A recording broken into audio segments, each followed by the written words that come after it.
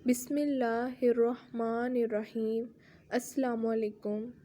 The topic which we discuss is the atomic fluorescence spectrum. अब हम ये देख लेते हैं कि हम इस टॉपिक के अंदर क्या क्या चीज़ें डिस्कस करेंगे। सबसे पहले हम एटॉमिक फ्लोरेसेंस स्पेक्ट्रोस्कोपी का थोड़ा सा इंट्रोडक्शन देखेंगे। फिर हम एटॉमिक फ्लोरेसेंस स्पेक्ट्रम जो कि हमारा मेन टॉपिक है हम इसको डिस्कस करेंगे, इसके एक्सप्लेनेशन को देखेंगे, कुछ स्टेजेस को डिस्कस करेंगे, जिब्लॉन्स की डायग्राम को डिस्कस करेंगे और स्टॉक शिफ्ट को देखेंगे।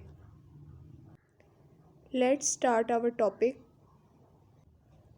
अब जो इंट्रोडक्शन अगर हम लोग एटॉमिक फ्लोरेसेंस स्पेक्ट्रोस्कोपी का देखें तो एटॉमिक फ्लोरेसेंस स्पेक्ट्रोस्कोपी एएफएस वो एनालिटिकल मेथड या टेक्निक है जो कि हम सैंपल में मौजूद एलिमेंट्स की कॉन्सेंट्रेशन को मालूम करने के लिए इस्तेमाल करते हैं। ये वो टेक्निक है जो कि हम किसी भी सैंपल में मौजूद जो एलिमेंट्स हैं अगर हमें वो डिटर्मिन करने हो, उनकी कॉन्सेंट्रेशन डिटर्मिन करनी हो, उनकी क्वांटिटी डिटर्मिन करनी हो तो हम इस स्पेक्ट्रोस्कोपी का इस्तेमाल करते हैं। इसके अंदर होता क्या है कि सैंपल को जो है वो गैशियस एटम में कन्वर्ट कर दिया जाता है और उसके बाद जो हमारा एलिमेंट ऑफ इंटरेस्ट है वो लाइट सोर्स के ज़रिए हायर इलेक्ट्रॉनिक एनर्जी लेवल पर चला जाता है। मतलब कि लाइट सोर्स जब उसे प्रोवाइड की जाती है तो जो हमारा जो एलिमेंट है वो क्या करता है, एक्साइट हो जाता है और वो हाई एनर्जी लेवल के ऊपर चला जाता है। अच्छा, ये जो मेथड है ये किसने डिस्कवर किया? ये वाइन फोर्डनर एंड विकर्स ने 1964 के अंदर इसको डिस्कवर किया। और फ्लोरेसेंट टेक्निक का main advantage as compare to the other वो ये है कि इसकी जो सेंसिटिविटी है वो ग्रेटर होती है। क्यों ग्रेटर होती है? क्योंकि जो इसका बैकग्राउंड नॉइस है और जो इंटरफेरेंस है वो लो होती है फ्लोरेसेंट सिग्नल के अंदर, जिसकी वजह से जो हमें as compare to the other spectroscopies fluorescence जो टेक्निक है ये जो है ग्रेटर सेंसिटिविटी इसमें हमें अचीव होती है। नेक्स्ट ये हमारे पास थोड़ी सी इसकी इंस्ट्रूमेंटेशन है जिसमें हम देख रहे हैं कि जो लाइट सोर्स है वो जब सैंपल के ऊपर पड़ती है तो वो क्या करती है, सैंपल को में मौजूद जो एटम्स हैं उनको एक्साइट करवा देती है और जो एटम्स और जो आइन है वो मोनोक्रोमेटर के ऊपर जाकर उसके बाद डिटेक्टर पे जाते हैं और डिटेक्टर से डिटेक्ट होने के बाद हमें जो है वो पीक्स मिलती हैं जो कि शो होती है हमें कंप्यूटर के ऊपर या रीड आउट डिवाइस के ऊपर। तो ये इसकी इंस्ट्रूमेंटेशन है जिस तरीके से हम लोग एएफएस परफॉर्म करते हैं। नेक्स्ट हम अपने मेन टॉपिक की तरफ आते हैं, एटॉमिक फ्लोरेसेंस स्पेक्ट्रम। इसके अंदर हम जानते हैं कि जो फ्लोरेसेंस है वो कब अकर होता है? वो तब अकर होता है जब कोई भी एटम या मॉलिक्यूल रिलैक्स होता है वाइब्रेशनल रिलैक्सेशन के थ्रू ग्राउंड स्टेट में। मतलब सबसे पहले तो एटम जो है वो रेडिएशंस को ऑब्जर्व करने के बाद एक्साइटेड स्टेट में गया और जो है उसके बाद वो रिलैक्स हुआ वाइब्रेशनल रिलैक्सेशन के थ्रू और वो दोबारा जो है वो ग्राउंड स्टेट में आ जाएगा। तो इस प्रोसेस को हम फ्लोरेसेंस कहते हैं। जैसे कि हमें यहाँ डायग्राम के अंदर भी शो हो रहा है कि जो एटम है वो एक्साइट करते हैं एंड देन जो है वो ड्रॉप बैक होते हैं नीचे ग्राउंड स्टेट की तरफ। तो इस प्रोसेस में हमें जो है क्या कहते हैं, हम इसको फ्लोरेसेंस कहते हैं।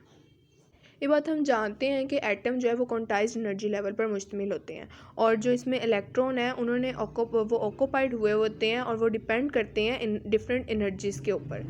इसके अलावा अच्छा, जो वो एटम जो हमें ऑटोमाइजेशन के प्रोसेस के थ्रू लो टेम्परेचर फ्लेम के ऊपर हासिल होते हैं वो कहाँ पाए जाते हैं? वो ग्राउंड स्टेट के ऊपर मौजूद होते हैं। और जब उनको एक्सपोज की जाती है इंटेंस रेडिएशन सोर्स, जब उनको रेडिएशन सोर्स प्रोवाइड की जाती है तो वही एटम जो ग्राउंड स्टेट में मौजूद होते हैं वो ऑब्जर्व करते हैं उन रेडिएशंस को और वो एक्साइटेड स्टेट के अंदर चले जाते हैं। नेक्स्ट क्या होता है कि नेक्स्ट यही जो एक्साइटेड एटम है वो जो है वहाँ अनस्टेबल फॉर्म में होते हैं जिसकी वजह से वो क्विकली जो है बैक आ जाते हैं ग्राउंड स्टेट के ऊपर। तो वो रिलैक्स बैक करते हैं ग्राउंड स्टेट के ऊपर और ऑक्यूपाई करते हैं रेडिएशन और इमिट करते हैं रेडिएशंस को। तो ये जो पूरा ओवरऑल फिनोमिना है ये क्या कहलाता है? एटॉमिक फ्लोरेसेंस एमिशन कहलाता है। नेक्स्ट हमारे पास आ जाते हैं, जैसे कि हमने पीछे पढ़ा है कि रेडिएशन सोर्स प्रोवाइड की जाती है जो कि एटम को एक्साइट करवाती है। तो वो रेडिएशन सोर्सेज जो हैं वो रेडिएशन सोर्सेज दो तरह की होती हैं। एक जो है वो कॉन्टीन्यूस सोर्स है और दूसरा जो है वो हमारे पास लाइन सोर्स है। कॉन्टीन्यूस सोर्स जो है उसमें हमारे पास जीनोन लैम्प आ जाता है, जबकि लाइन सोर्स जो है उसमें HCl which is the hollow cathode lamp and the other one is the electrodeless discharge lamp और लेज़र। तो लेज़र के थ्रू भी जो है वो हम लोग सॉलिड सैंपल की जो है वो उनको जो है ना एक्साइट करवा सकते हैं। तो ये दो तरह के सोर्सेज जिसके थ्रू जो है हम लोग रेडिएशन सोर्स जो है वो प्रोवाइड किया जाता है। नेक्स्ट हमारे पास है AFS एटॉमिक फ्लोरेसेंस स्पेक्ट्रोस्कोपी की कुछ स्टेजेस हैं। ठीक है, ये प्रोसेस है जो कि 2 स्टेजेस पर मुश्तमिल होता है। One is the excitation and the other one is the emission. Stage 1 में क्या होता है कि हाई इंटेंसिटी में मोनोक्रोमेटिक डिस्चार्ज लैम्प। स्टेज 1 में ये होता है कि हाई इंटेंसिटी में मोनोक्रोमेटिक डिस्चार्ज लैम्प है वो एक्साइटेशन एनर्जी को प्रोवाइड करता है एनालाइट एटम के ऊपर। ठीक है, एनर्जी जो है वो एक्साइट करवाई जाती है एटम के ऊपर। और द अदर वन जो स्टेज है उसमें क्या होता है कि इलेक्ट्रॉन जो इर्द गिर्द जो मौजूद इलेक्ट्रॉन होते हैं वो उस एनर्जी को जिसके ऊपर एक्साइट करवाई जाती है वो ऑब्जर्व करते हैं। और एक्साइटेड और जो ये एटम्स हैं वो एक्साइटेशन के थ्रू जो है वो एक्साइटेड स्टेट में चले जाते हैं और हाई एनर्जी लेवल तक चले जाते हैं। जब ये हाई एनर्जी लेवल के ऊपर एटम चले जाते हैं तो ये अनस्टेबल स्टेट में होते हैं, तो इस वजह से ये वहाँ ज़्यादा देर नहीं स्टे करते and they quickly drop back to the original ground state. वो दोबारा जो है वापस ग्राउंड स्टेट की तरफ आ जाते हैं। इस दौरान यही इलेक्ट्रॉन जो हैं वो क्या करते हैं, वो इलेक्ट्रॉन्स जो हैं वो एनर्जी लूज़ करते हैं इन the form of emitted light या फोटॉन्स की सूरत में वो एनर्जी लूज़ करते हैं। तो ये जो लाइट या ये जो इमिटेड लाइट है ये क्या कहलाती है, ये फ्लोरेसेंस कहलाती है। हमने जो पीछे स्टेजेस पढ़ी हैं वो हम इस डायग्राम के थ्रू डिस्कस करते हैं कि स्टेप 1 के अंदर क्या हो रहा है कि जो एनर्जी सोर्स जब स्ट्राइक करता है इलेक्ट्रॉन के ऊपर, ये पहली स्टेज में पहले स्टेप में करता है। सेकंड स्टेप में क्या होता है कि वो इलेक्ट्रॉन जिनके ऊपर जो है हमारे पास सोर्स लाइट जो है वो स्ट्राइक कर रही है, वो इलेक्ट्रॉन जो है वो हायर एनर्जी लेवल में चले जाते हैं। और हाई एनर्जी लेवल में जाने के बाद अनस्टेबल फॉर्म में होने की वजह से they fall back to the ground state. ठीक है, उसके बाद क्या होता है कि स्टेप 3 में इस दौरान जब वो ग्राउंड स्टेट में आते हैं तो वो एनर्जी रिलीज़ करते हैं फोटोन की सूरत में, और इस प्रोसेस को हम लोग फ्लोरेसेंस कहते हैं। अच्छा, अब हमें इधर भी शो हो रहा है कि जो एटम है वो ground state to excited state जा रहे हैं and then drop back to the ground state. और इस दौरान क्या हो रहा है कि photon in the form of the light emit हो रहे हैं। तो ये जो है ये हमारे पास क्या है, फ्लोरेसेंस। अच्छा, नेक्स्ट हम इसकी डिस्कशन कर लेते हैं थोड़ी सी। Process of emitting like the observe photon, जो ऑब्जर्व फोटोन से निकलने वाले जो री इमिटिंग है प्रोसेस है, इसको हम कहते हैं रेजोनेंस फ्लोरेसेंस, और ये एटॉमिक फ्लोरेसेंस की करैक्टरिस्टिक भी है। अच्छा, इंटेंसिटी जो है फ्लोरेसेंस की वो जो इमिट होती है वो डायरेक्टली प्रोपोर्शनल है अमाउंट ऑफ एक्साइटेशन एनर्जी के। और इसके अलावा जो एक्साइटेशन और डी एक्साइटेशन का जो प्रोसेस है, ये जो AFS में ड्यूरिंग मेजरमेंट होता है ये किस रेंज में होता है, UV विजिबल रेंज में होता है।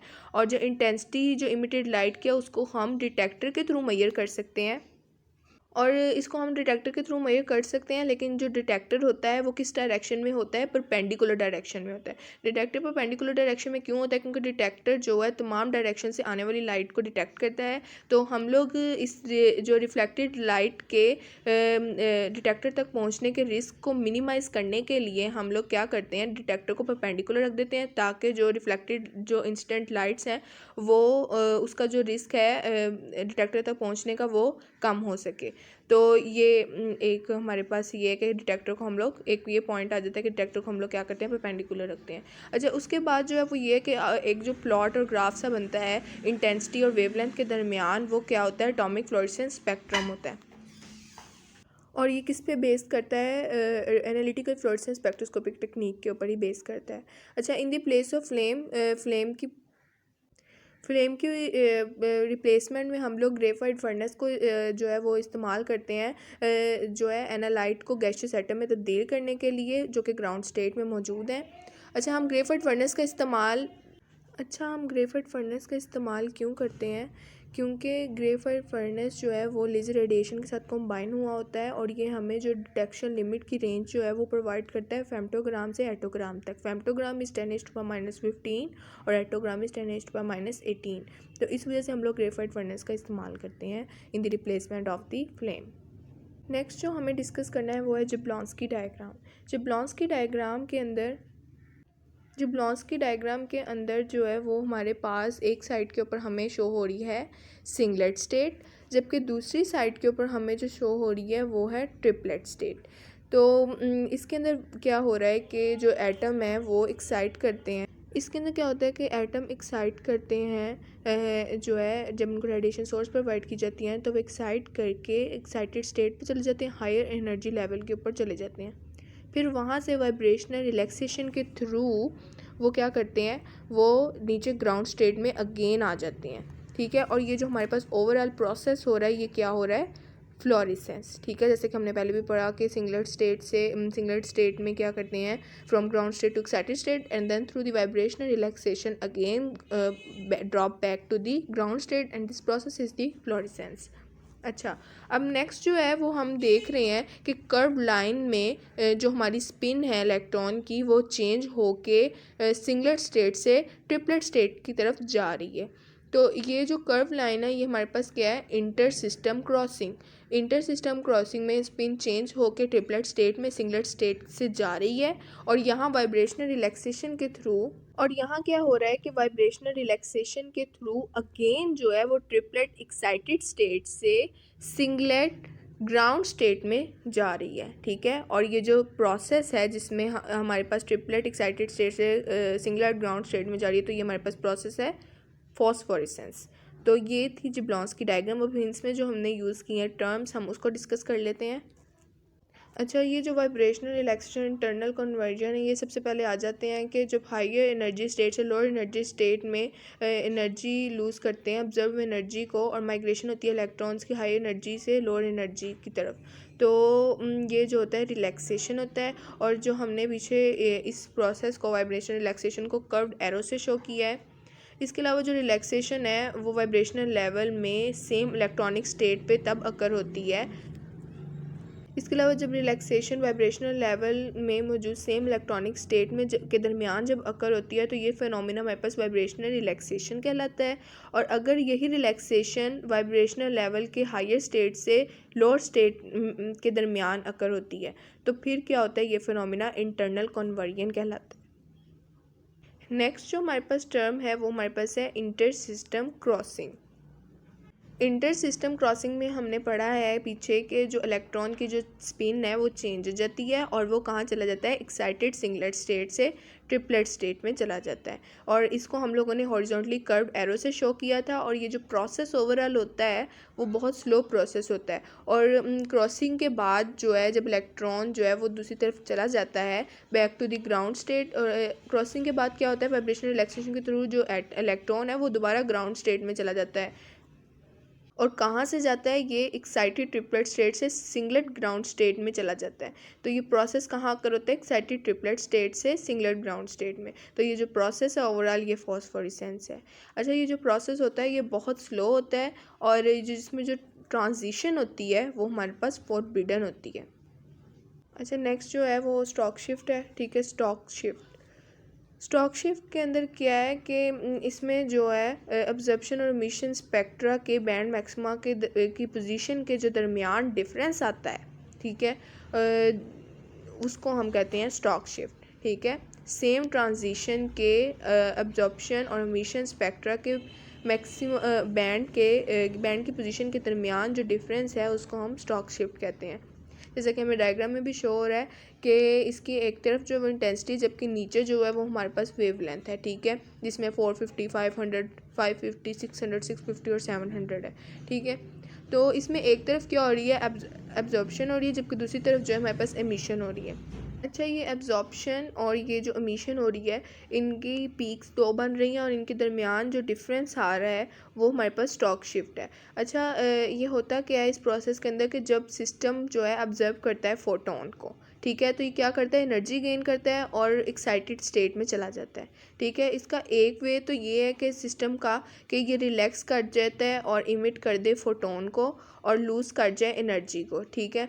और जब इमिटेड फोटोन की जो एनर्जी है वो ऑब्जर्व फोटोन की एनर्जी से कम होती है, तो ये जब एक चीज़ कम है और एक ज़्यादा है तो उस दौरान डिफरेंस तो आएगा ही। तो वो जो डिफरेंस होता है वो क्या होता है, स्टॉक शिफ्ट होता है। जब इमिटेड फोटोन और ऑब्जर्व फोटोन की एनर्जी इमिटेड फोटोन की एनर्जी और ऑब्जर्व फोटोन की एनर्जी जो है में डिफरेंस आता है, मतलब कि इमिटेड फोटोन की एनर्जी कम हो जाती है देन दी ऑब्जर्व फोटोन से, तो क्या होता है, एक एनर्जी डिफरेंस क्रिएट होता है, वो एनर्जी डिफरेंस स्टॉक शिफ्ट कहलाता है।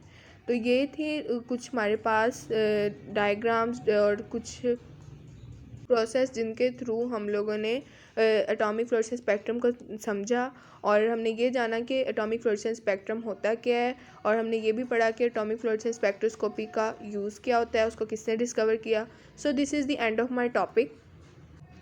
Thank you.